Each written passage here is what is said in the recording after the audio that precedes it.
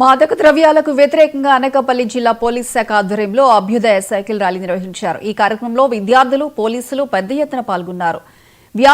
వ్యసనాలకు బానిసైతే భవిష్యత్తు అంధకారంగా మారుతుందని విశాఖపట్నం రేంజ్ డీఐజీ గోపీనాథ్ జెట్టి అన్నారు.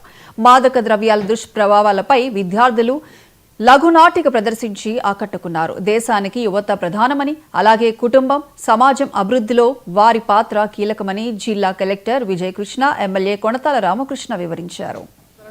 దండయాత్ర అనేటువంటి ఒక కార్యక్రమాన్ని ఈ నెల 12వ తారీఖున పాయకరావుపేటలో ప్రారంభించడం జరిగింది. ఈ యాత్ర దాదాపుగా 1000 కిలోమీటర్స్ కవర్ చేసి ఇచ్చాపురంలో ముగుస్తుంది.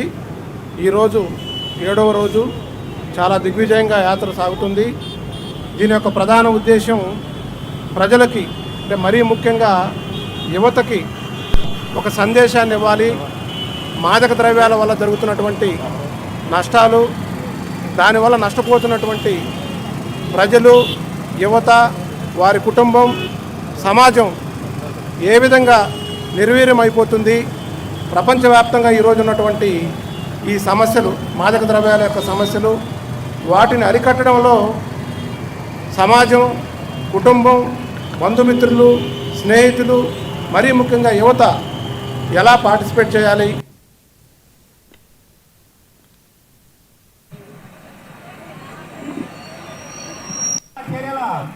ఇలాంటి ప్రత్యేక కార్యక్రమాన్ని ప్రారంభించి ఉత్తరాంధ్రలో డ్రగ్ వ్యతిరేకంగా కార్యక్రమానికి శ్రీకారం చుట్టిన శ్రీ డిఐజీ గారి దూరదృష్టి ప్రశంసనీయం.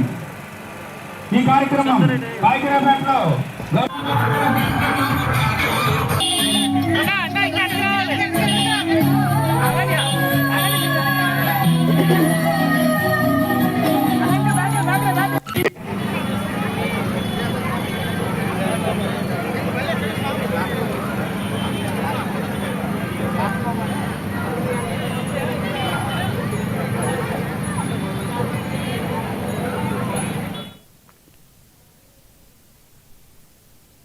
రంగారెడ్డి జిల్లా ఇబ్రహీం